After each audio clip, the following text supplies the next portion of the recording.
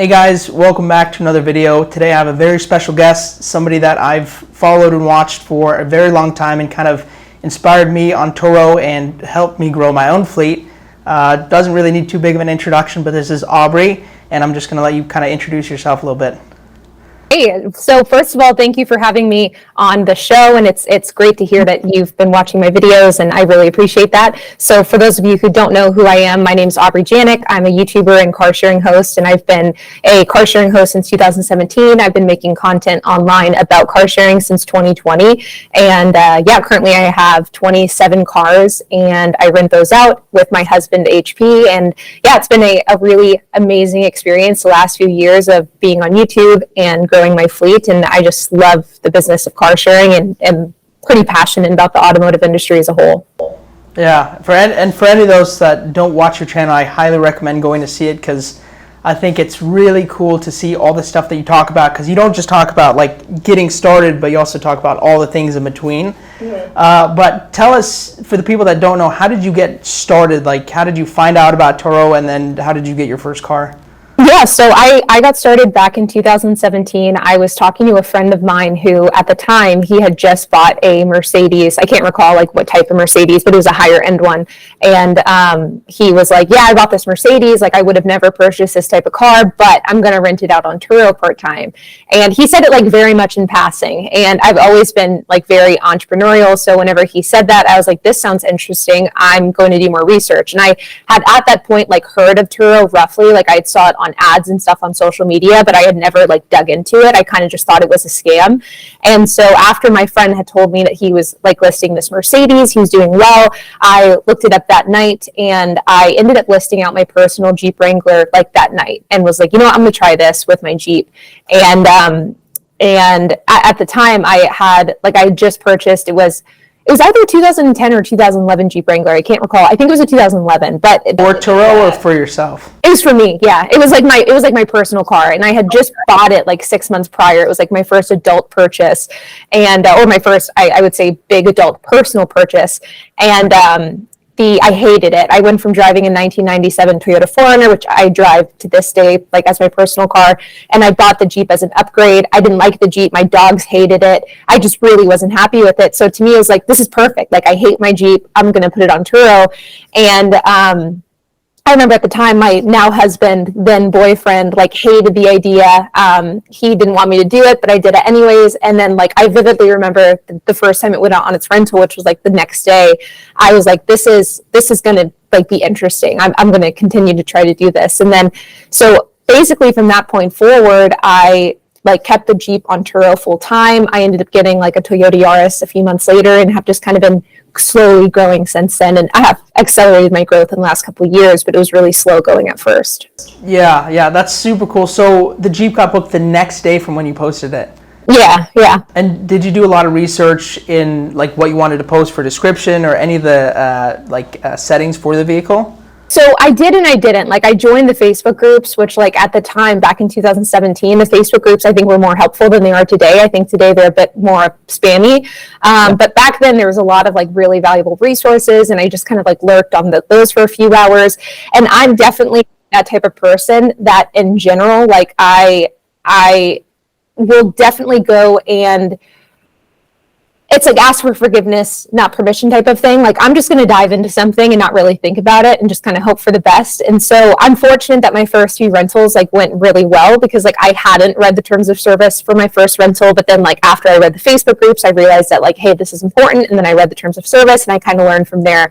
But it very much was like, I'm just going to do this and just kind of see how it goes. And it fortunately worked out well, and I've been doing it ever since. That's good. It's cool that you dove in, because a lot of people I think get analysis paralysis. For sure. They think about it, they research it, and they keep researching it, and then they don't get into it. Do you have any thoughts for people that have that?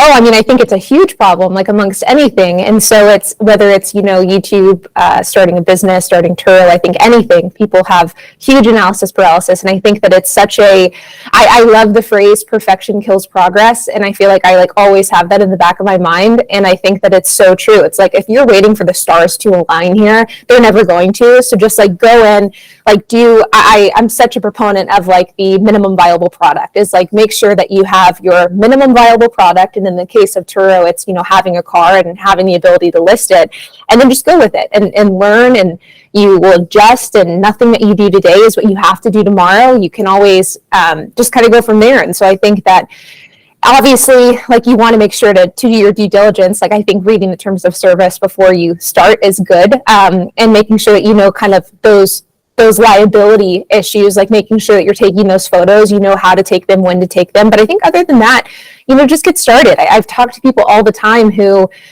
they say, hey, I'm thinking about joining Turo, and then I give them my advice, and then a year later they message me and say, I'm still thinking about joining Turo. It's like, in that year time, you could have either decided that you want to do Turo or decided that it's not for you, but you wouldn't be kind of like on this fence for a year. And it happens, I think, a lot, and it's pretty hindering. Yeah, and who knows where you could be. I mean, a year to do research, but that year could have had 20 cars or 30 cars. We just spoke to Brandon, who's the second biggest in the U.S., or biggest in Arizona. I think he's second biggest in the U.S. He's 150 cars, and he only grew it in 2 years. Wow. That's two, and I was like, holy crap. I mean, that's a lot of growth for that short period of time. I mean, it's a ton of growth, and I really like I can't remember where I saw it, if it was like on Instagram or TikTok or what it was, but it was like the phrase of, like, time is going to pass whether you do your business or not. Like, that year is going to go by, so you might as well make that year worth your while. And I think that in the case of like starting a business or starting a Turo fleet, like, that year is going to go by regardless. So like, you might as well decide if this is something for you, and imagine the progress that you can make in 2 years. I mean, I know so many, the host and that you had interviewed is definitely the extreme example, but it's just a testament to how much your life can change in a relatively short period of time. And I talk to so many hosts who, join my coaching program or watch my channel or just message me on Instagram, and they say, hey, over the last 6 months, the last year, I've gotten 5 cars. And if you have 5 cars, like, that's a good income, and that can really be a big game changer to your personal finances. Yeah, and I think a lot of people, though, they see these big numbers, like people are buying $20,000, $30,000, $50,000 cars, and like, I can't afford that, I can't buy that. But you don't have to get that big, and I think you're a prime example of that. Like, you don't have to go big, you can start small, and I know that you're evolving and getting nicer cars. But give me like a quick rundown of like your fleet. You don't have to go through everyone, but like maybe the categories. So we're pretty much exclusively in the low-end economy model. And so it's our nicest car is a one we just bought, which is a 2013 Lexus, but it's still like, it's older. It's definitely not like newer. And so that's our nicest fleet, which says something about just the fleet in general. And so we go after, those normal everyday cars that can be purchased with cash. And so we love Ford Focuses, specifically 2011 year models. We love Mazdas, Hyundais, Toyota Yaris's. I buy all day long. And we have I think we have like a varying amount of like certain types of low-end economy cars. For example, we have like the just regular sedans. We have a couple of hatches. We have a couple of these lower end economy luxury cars. For example, a 2009 Mercedes that we, of course, and I apologize, my dog is freaking out on the other side of this wall. But we have these like kind of more luxury versions of these lower end cars, like our 2009 Mercedes. The 13 Lexus is a great example. And then we also have these lower end economy SUVs like a Hyundai Tucson, Ford Escape. And so we kind of differentiate based on like body style, but they're all within that cash model. And so we go after those people who are wanting to go from point A to point B. They are wanting to commute. They're looking for rides on a budget. And that's pretty much who we exclusively go after. Okay, so give me like an estimate of what you're spending per car on average. Between 5,000 and 7,000 is like very consistently what we're spending. And we've been like the last, the Lexus is the one exception where we spent 11, which was like way above what we normally spend. Wow. But like we just bought a Mazda 2 a couple weeks ago for $4,700. We have multiple Ford Focuses that we paid around $5,000 for. We just bought a Yaris that we paid $65,000 for. So that kind of 5 to 7 is where the vast majority of our cars lie. Yeah, that's crazy. So are you buying these cars private? Yeah, we're doing Facebook Marketplace. Okay, and then how are you guys funding? No banks or anything? You're just rolling the money back into the business? Correct. And so that's where growth, like at the beginning, was pretty slow because because we were just having to save up in between cars.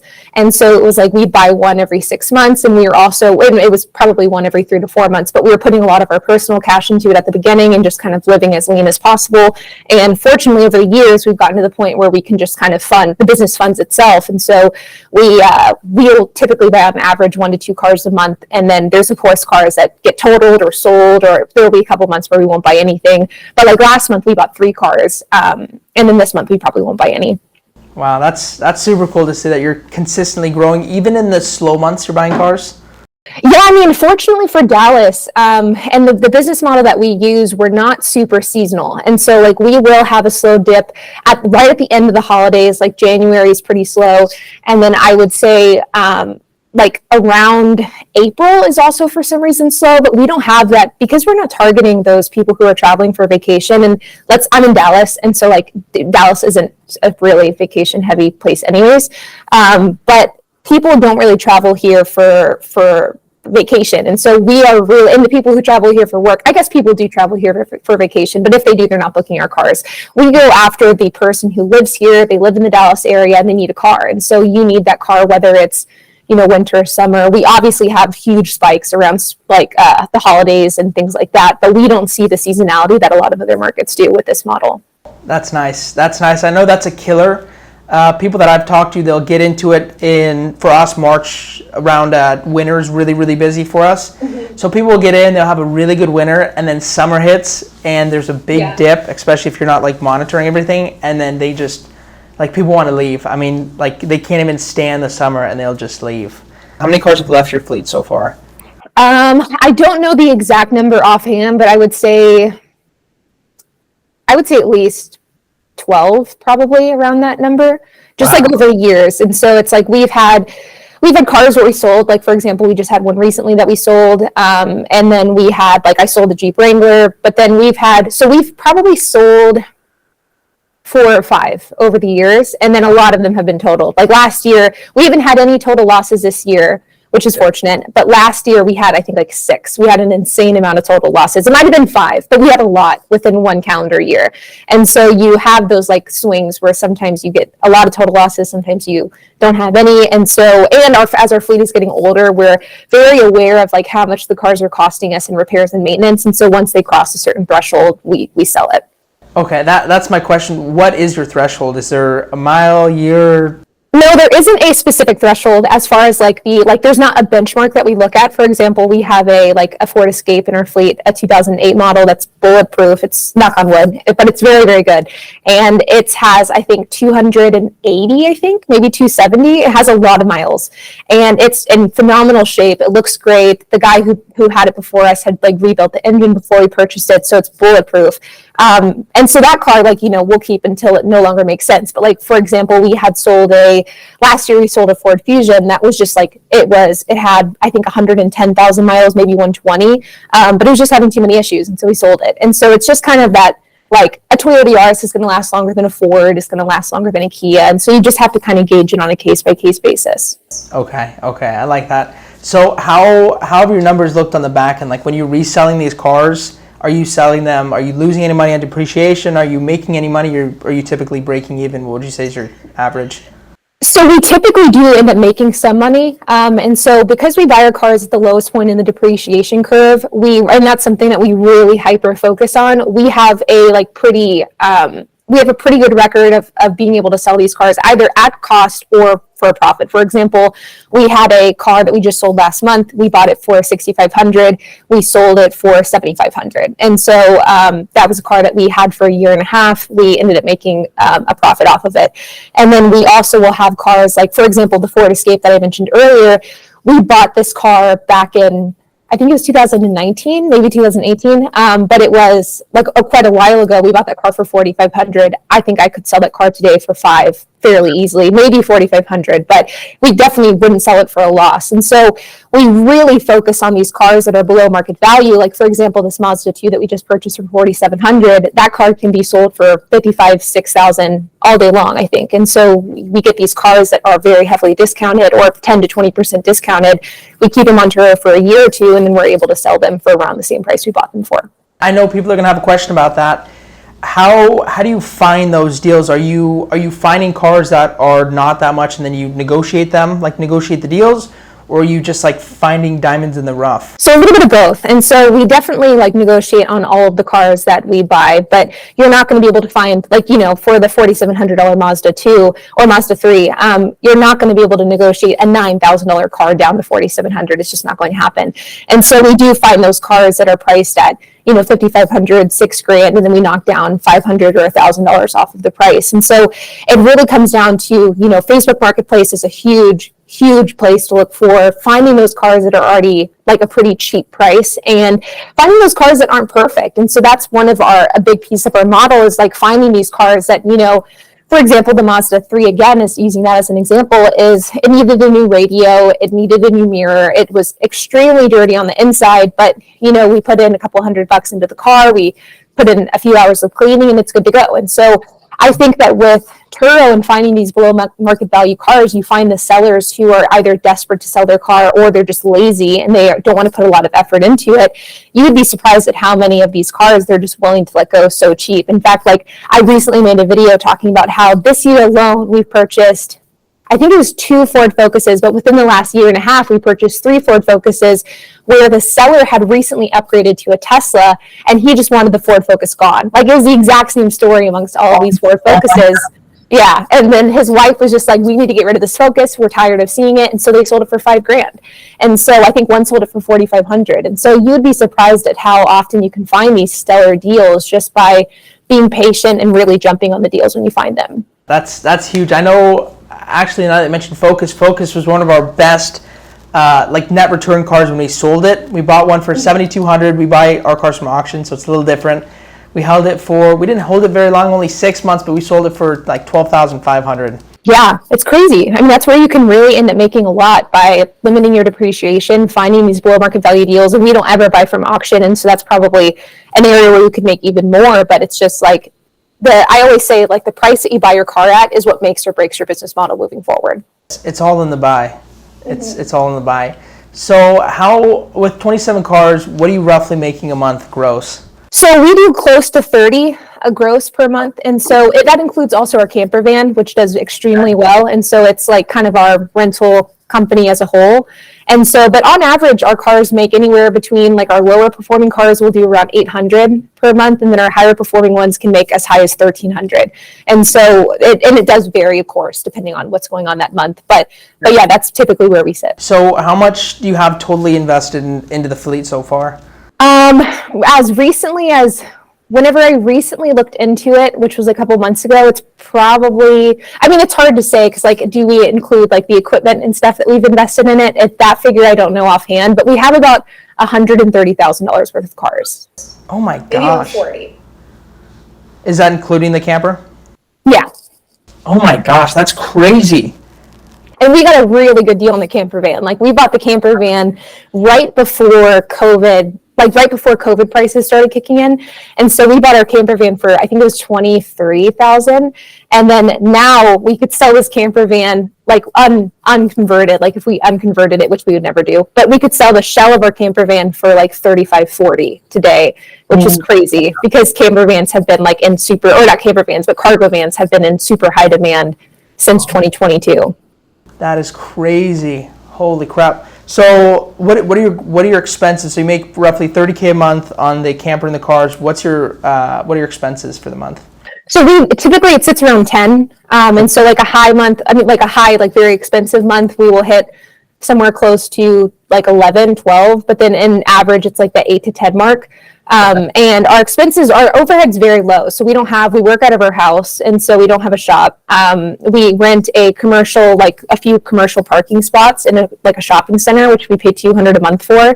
And then other than that, it's like the repairs, the maintenance. We also have like insurance, of course. And then we have like I'm blanking on what the word is, like the different expenses that go along with it, like office expenses, things like that. And so that also includes things like our phone bill, our internet bill, things like that. Okay. Question. So the parking space, are you parking all your cars at a commercial space? So we have 4 spaces that we rent out, but because our cars are pretty well turned over, that 4 space spaces just serve our entire fleet. And so we do park our camper van at our house in between rentals because that's only rented out probably 2.5 weeks a month. And so that stays at our house, but everything else is just kind of in rotation at that lot. So is it $200 a month per spot or $200 a month for the 4 spots? Wow, that's a good tip because that's something that people worry about. Like they're in apartment complexes or they're in a place where they can't park, and that was for us. We had all the cars at my brother's house, and they were just scattered. We had like 12 cars at the time. They were just down the rows, and the neighbors started complaining, so we had to get something quick. Yeah, it is. I mean, it's for us. We never wanted to park in front of our house, like for safety reasons. It was something I was never willing to do. And so we like have always been, and I think that the parking situation is something people overthink.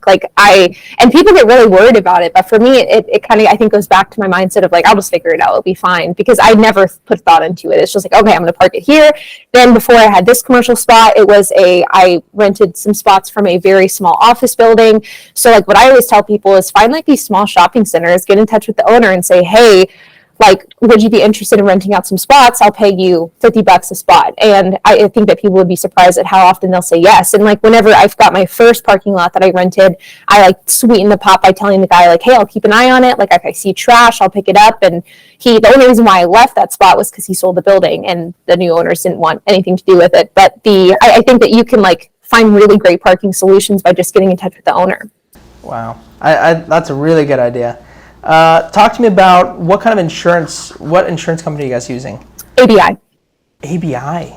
I've heard a lot about that. What are you guys paying per month per car? So we only have liability on our cars because we don't drive them in between rentals. And so we pay about $54 per car. Holy crap. What about to like wash them or something? The interior? Well, our thought process is because we don't drive them in between rentals, the amount of risk for getting in a wreck in between them is very low. And if we do get into a minor fender bender, first of all, we drive very, very carefully. So like if somebody hit us, their insurance would cover us. But then if we hit somebody, like it's going to be a minor accident if something was to happen because we're not driving recklessly in these cars. Yeah. And so if there was a damage, like an accident and there was damage, we could just repair it ourselves and just do it in-house. Okay, yeah, that makes sense. Speaking of repairs, so your partner, your husband, HP, tell me about, is it just you two doing all 27 cars? We have a part-time employee that we hired back in February. Okay, so between you and HP, what are your guys' roles right now? So HP at this point handles most of the day-to-day, and so he quit his job back in June of 2021, and he's a car salesman, and so he quit his job back in 21 to help me do this, and he kind of took over the day-to-day operations at that point. And so he does most of the check-ins and checkouts. Now our employee does most of the cleaning, and so like he does kind of more of the grunt work that neither of us want to do. And then we have HP does all of the maintenance and repairs. And so he's definitely in the more like heavy lifting at this stage of the business. And then I handle all of the administrative stuff. And so I'm in charge of like making sure all the finances are in line, the back end, all the customer support, all the guest communication is on me. And so it's very much like the administrative versus like operations kind of roles. Okay, that makes sense. So tell me about, when you hired an employee, the part-time employee, did you do it so you guys could focus on other things or just to help out because you guys didn't have enough time in the day? Kind of a combination of both. I would say that it's because we didn't have enough time in the day because we've been focusing on other things. I would say like one question that I get asked all the time is like, when do you need to hire help? Like when can you no longer do a fleet on your own? And that's, I think, one of those questions that I have a tough time answering because I've never concentrated on Turo 100% full time. And so for us, we have, like I have my content creation and that stuff, which is very time consuming. We have like our course program, we have the Turo fleet, we have the camper van, we have a rental property, and then I also work a part-time like corporate job as well. And so there's just a lot of pieces going on all the time. And so we just found that whenever we got a real estate property and with like all like the YouTube and all of that stuff, it was just too hard to do all of the day-to-day stuff and still maintain like any amount of social life outside of that. And so there was just too many days where we were working from like 6 a.m. until 8 p.m., like 7 days a week, that we were both like, this is unsustainable. And so we probably could have continued going the way that we were going for a little bit longer, but we do want to put in the pieces into place to where we don't have to work quite as often, and we can rely on those additional people to help. But I think that if we were just focusing on Turo full time, I think no thinks about it, we would be able to do the car fleet, I think, relatively easily with just the two of us, including me doing like a part-time corporate job. And so the amount of time that we were dedicating to the fleet definitely ended up getting kind of hindered with all this other stuff going on as well. So how did you go about finding the part-time employee? He's our neighbor, so it was pretty easy. That's super easy. So then you guys live really close to the parking lot? Yeah, we do. And so it's all within a very close circle. And so we've been fortunate because our neighbor, he's 19, he's like a really smart kid, but he's not very good at school. And so kind of like the textbook profile of who HP and I are, like, and so he had seen HP work on his cars all the time. We had started hiring him for like odd work back a couple of years ago, where we'd go out of town, he'd watch our dogs. Whenever we got married last year, we were gone for 2.5 weeks or 2 weeks, and he watched our fleet then. And so we kind of eased him into this position where like he could take on the fleet. And so we were kind of training him for a year. And then this February, we hired him part-time. That's super cool. So what are your guys' plans to expand on the car sharing stuff and then the camper vans? So the camper van was done purely out of like a want. And so I had always wanted one. It was like one of those things that I grew up going to national parks a lot. Like I would see people with their camper vans and I always wanted one, but I also know myself well enough to know I'm not going to want to live in a camper van. And so it was very much like, how can I get a camper van while also like being able to justify the purchase? And so I can't see us getting another one just because it was very much like a want. And so like we're actually using it next week to go to Colorado. We're going to be going to the Northeast in October with it. And so it's kind of that thing to just justify the purchase. It does really well and I'm really happy with how it does, but it took so long to convert it. It was just like it's also expensive, like to buy ones that are pre-converted are like 70, 80 grand, which I'm not interested in buying. And so that one we probably won't expand, but we definitely will be keeping. And then the fleet, I don't know. I think I ask myself the question a lot of how many cars do we want to get to, and I don't know the answer to it. I think that for me, I don't see myself ever being a host that has 100+ cars. I just don't think it's in the cards for us. But I think as long as I can continue to grow and kind of have this fleet that's conducive with my other projects and my life as a whole, I'll grow as long as demand allows it. And so I think definitely 35 cars is like, I think very plausible with our current location. I could see us getting to 50. After that point, it would just depend on the market. When people get into it and they start getting steam, they just start going, and people get pretty big. I think the biggest Turo fleet right now is about 1,000. LA auto spot. Yeah, it's a ton of cars. I mean, I know he has a location in Dallas, the biggest host does, and then I think he has like 5 or 6 of them. It's crazy. Yeah, 5 or 6 locations. Yeah. And you go on his fleet and you go at the cars, you just like keep going. Never ending. Yeah, it's never ending. It scrolls forever. I want to talk about, tell me about, do you have any like horror stories or bad things that have happened with your cars? I mean, of course, I think that if you're in this business long enough, you're going to have the horror stories. I think that I'm such an advocate for, following the terms of service and making sure that you're crossing your T's and dotting your I's, that my horror stories have fortunately not ended up really bad. But we've definitely had, we had a Maserati Ghibli a couple years ago that was totaled, and that one ran into a wall, and so that was pretty bad.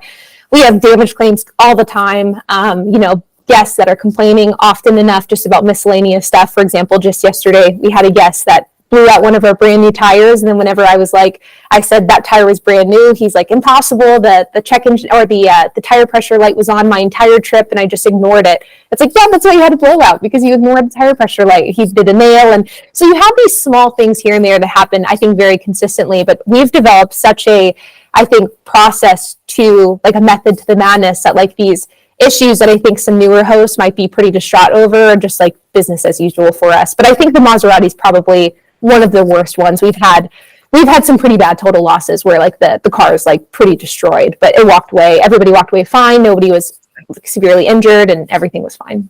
That's good. So the Maserati ran straight into a wall? No, it's so in the Dallas area, if anybody's familiar with Dallas, it's like 635, which is a major highway, 635 and Central Expressway, which is like a highway that goes west to east, and then another one that goes north to south. And there's like a curve in the highway that changes directions, and he was going around the curve and he was going really fast and like lost control and like smacked into the wall. So he didn't like hit it head on, but it was like he curved into it.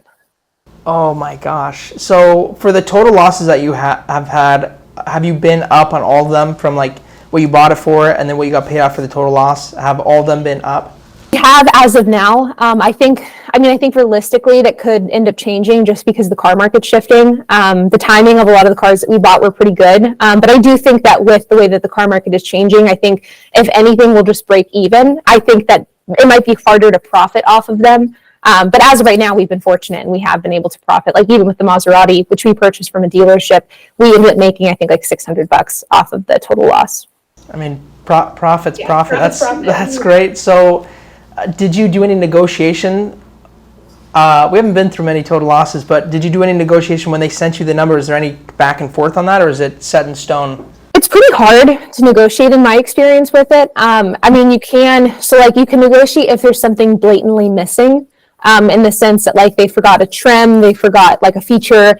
If they maybe like based the comps off of a different market, you could do it, but unfortunately for me, or I guess it doesn't really matter because I've done well anyways, but they've been pretty accurate with mine that they've sent me. But I do look over it and make sure that like everything's lining up. And I've known of hosts who have had where they'll live in, Minnesota and the comps will be from Texas. And they'll be like, well, this isn't accurate because cars here are a little bit more expensive or a little bit, whatever the case is. And so that's where you can get some wiggle room. But if Turo does their job or IAA or Snapsheet does their job correctly in providing you the correct quote, there's not a ton of wiggle room in my experience.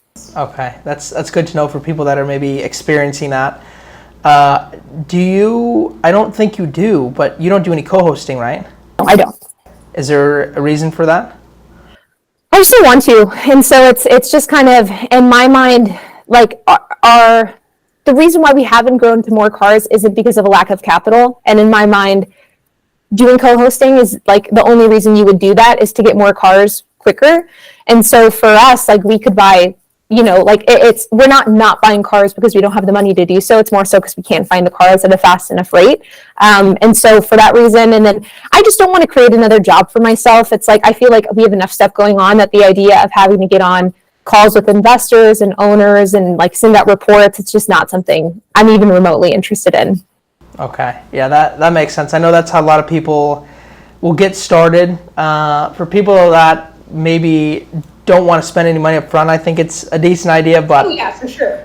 Yeah, but I definitely see your point, for sure. It's definitely just another headache if you can do everything yourself. Yeah, absolutely. And I think that there's a lot of people that do it really well. I know of a host in Las Vegas, David Army. He's on Instagram, West Coast Dave. He does co-hosting. I think he does a really excellent job of it. There are a lot of hosts that I talk to who are just getting started with Turo and are getting started with co-hosting. I think it absolutely has its place. For me and where I'm at with like my career, it's just not something I'm personally interested in. Yeah. What about private? Do you do any private rentals? No, I don't. Have you looked into Turo? I have, and so definitely I've looked into it. I feel like every Turo host has. For me at this stage, I think that, Turo it's been this really great business model for us to be able to make a lot of money and to be able to also focus on other things. And so like I've talked about it on my YouTube channel before, is like for us, Turo is very much like a cash generator. Like it generates us the money that we need to then go do the stuff that we want to do. And it's what allowed for me to start this YouTube channel. It's what allowed for us to buy a rental property. But for me, like the idea of getting rid of that safety net that Turo offers, it just offers more downside than upside for me at this point in my life. And then also having to just vet my customers more thoroughly, having to like worry about getting reimbursed for things. It's just I think that for me going into private rentals, it would be diminishing returns for just what I'm wanting to accomplish. Yeah, I think the hardest part with it is probably the jump. Because there is, like, Turo does have a really nice safety net and they have all the systems in place, and without Turo, like, you have to create that or have that on your own, which is a lot. I mean, there's a lot of things that go wrong with Turo, or a lot of things that go wrong with renters that Turo helps out with, Good examples like yesterday we had a guest, the battery died and they're in Vegas. So Turo roadside assistance came and helped them out, but without that, I mean, that'd have been tough. Yeah, it would have been. I think that you can definitely, I think that there's certainly ways to do it. I mean, I think that it's not like Hertz and Avis and Enterprise are geniuses behind the scenes, like the business model of renting out cars privately is a lucrative one. And I think that there is a lot of room for these private rental, smaller players in the space to come in and do really well. But I just think, there is a cost to that. And I think for me, the cost just isn't worth it. Yeah.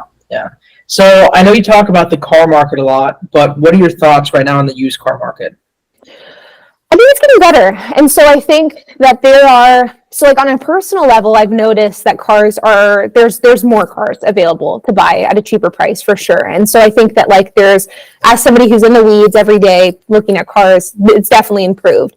But I think that you kind of have two ends of the spectrum. You have the private market, which there are the private seller who's going and selling their car. You have the person who's just wanting to sell their car, they're willing to come down, but then you're still having those sellers that think that it's 2021 and they can get a $7,000 on a rebuilt titled car, which I think is super common. So I think there's two ends of the spectrum. And then I think on the other hand is the dealerships, where it's still very hard to find a good dealership deal. There's still markups. Dealerships are just kind of, I think, stuck in their head that they can still get 2021, 2022 prices. And unfortunately they can, because people don't know better. And so I think that we're on the cusp of some real improvement on the dealership side. And I think that we have been seeing improvement on the private side. Okay. And do you think it's a good time for somebody to buy private, or do you think they should wait? I think you can find the right car. And so who am I to say that you shouldn't buy private whenever I'm here buying cars pretty consistently? I think that if you can find a good deal, so I'm such a proponent and just doing your market research, figuring out what car you want to buy, what's a fair market value price to pay, and what price do you want to be paying for that? And if you can find a car that meets those requirements and you can walk away from the deal feeling good, I think go for it. I think where people do get into trouble is, one, financing a extremely high interest rate car can be dangerous, of course. And then I think finding going to a dealership and paying above what the car is worth is obviously another point of where can be some big problems. And so I think if you can find a deal, whether that deal is at a dealership or private, jump on it if it's the right car for you. Yeah, and I think to your point of the dealership where people are paying too much interest rate or too much just for the vehicle, I think that people get really excited. They get excited of the idea of Turo. Oh, I can buy a car, I can buy the car that I want and then rent it out. And they don't think about our biggest four things are return on investment, so how much you're buying it versus how much it's making, which for you're doing a really, really good job on. Yeah. Depreciation, which is a huge factor because you can get cars that depreciate extremely quickly. And if you don't buy it at the right part in the curve, I mean, you're just asking for it. Maintenance cost, which is how much it costs every single year for a certain car, or if there's major issues with a certain car. And then one thing that a lot of people don't think about, but I had a tough lesson, I had to learn it the hard way, was how easy it is to sell a car. Do people actually want to buy this car? Because we bought a Slingshot, which is that little three-wheel, looks like a Batmobile. It took us 6 months to sell it, and we originally were asking for it's like 17 or 18,000, and it took us we just kept taking the price down because nobody wanted it. So eventually we sold it for it's either 11 or 12 grand, but it hurt. Yeah, I mean it would, and I think that those niche vehicles are one of those tough lessons. Because it's funny, because HP has been saying for years, he's like, let's get a Slingshot. I'm like, there's no you're gonna get a Slingshot over my dead body. It's have him call me. I'll talk him out of it. You'll get a divorce from me before you buy a Slingshot with me. That's the reality of that one. But I mean, I agree. I couldn't agree with you more. I think that the problem is people see, and they see these hosts that are making money with these nice cars, and they're like, well, the car is making me $1,000 a month. My note's only $600. And I mean, the reality is for most cars, the note's $1,000 nowadays, and they might be making $1,300. But it's I have this car, I'm making money, life is good. But aside from even just selling it and the ability to sell a car on your own terms, you also have the issue of if the car gets totaled. And this is something that people ask me this on a weekly basis, is the question of, hey, I bought this car, it was totaled, I'm underwater on this car now by 15 grand, I don't know what to do. It happens all the time. And it's just I think fortunately for like the slingshot, like at least you got to decide to sell it. Like obviously not exactly the terms that you would like, but there is still that level of like you're making the decision to sell it. But a total loss is always a possibility on Turo. And if you buy a car that's depreciating like a rock, it's setting you up for disaster. Yeah. What would you say? I'm sure you get so many questions every week, but what would you say are the top questions, probably along with that one, that people ask you? They're the same ones over and over. How do I rent older cars on Turo? Because people see that like I have a 2007 or a 2008 and they don't realize that I listed that years ago. And so that's like a very, very common question. Where do I store my cars is another very, very common one. How does Turo insurance work? And then I would say the fourth, probably not even question, probably the most commonly asked one is, what are the best cars for Turo? Like, what do you think is the best one? Is a very, very common one. If you were to give somebody one car from your fleet, your favorite car, what would you tell them to buy? Probably a Mazda 2, truthfully. Yeah, I think that I love Toyota products, and I like have a reputation on my channel for loving Toyota Yaris's. Like it's been this like love of mine for a long time, and I really like Toyota Yaris's, but I think they're very expensive, and so they're outdated. They just look old. But the Mazda 2, I think they look great. They have a lot of modern features. They have a lot of the same components as Ford, so they're easy to fix. We have 2 Mazda 2s, but we have 5 Mazdas in our fleet, and I love Mazdas. I would buy Mazdas all day long. Wow, Mazda. We haven't even looked into Mazdas yet. That's definitely something good to look in. Do you have any other tips or ideas for people maybe getting into the Turo scene? I mean, I would say truthfully, like, don't take part in analysis paralysis, like just jump into it, but obviously do so in a smart way. Like if you're I think that going into your first trip with like minimal knowledge is fine. But then once like you know that it's something that you want to explore, like that's whenever, read the terms of service, like make sure you know what you're doing. That's whenever the due diligence comes into play. But I think that so often, people are like, I'm waiting to get my LLC started. Should I get commercial insurance? Like they're putting just the cart before the horse, like in so many of these scenarios. And I think that that's definitely the thing that I would avoid most. And then other than that, buy cars at the right price, buy them at the lowest or lower points in the depreciation curve, and take a lot of photos. I think that if you do those 3 things, you'll probably be set up for at least relative success. I like that. Last thing I want to talk about is, tell me about your course. What can people expect to learn in that? So my course teaches people how to grow and scale their car sharing fleet with the same business model that I use. And so we do go over things like, we talk about get around on the course. We talk about doing OPCs, other people's cars. We talk about financing and leasing cars, but the bulk of the course, like 90% of it, is how to grow and scale your fleet using these low-end economy cars. And so we go over how to do a pre-purchase inspection, how to buy the cars. We go over how to maintain them. We go over how to streamline your operations. The entire course really is modeled around this idea that like you can create a semi-passive income stream through car sharing. And so it's targeted towards that person that they want to get started. They probably aren't the person who wants to get to 100 plus cars. Like they could, I think that you could do that with the business model that I use. But most of our course members are that person who's doing it as a side hustle and they're scaling their fleet slowly using this model. And so that's definitely what we teach. We have a Discord group. We have monthly Zoom calls, and it's just, using those cheaper cash cars in order to grow a car sharing fleet. Okay, I like that. That's cool. It sounds like it's kind of A to Z type course where people can find everything. For sure. Where can people find you? So they can find me on YouTube, Aubrey Janik. I'm on Instagram. I'm on TikTok. Aubrey.Janik is my Instagram and TikTok handle. And then I also have a vlog channel with my husband, HP. Aubrey. It's either HP and Aubrey or Aubrey and HP. I think it's Aubrey and HP. And we have a YouTube channel and a TikTok as well. And then my course is the Car Sharing Masterclass, which you can find on thecarsharingmasterclass.com.